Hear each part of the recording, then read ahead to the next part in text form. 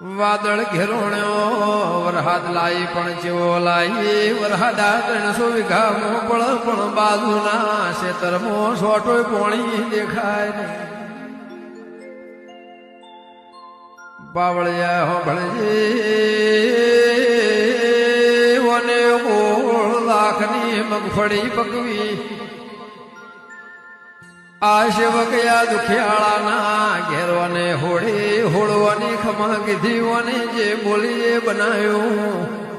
પાવળિયા દેવ કરાય કોઈ ના કરે કાળા મોથાનો મોનવી તો ખાઈ નાકડાના ઘેર જઈને એવડું બોલ.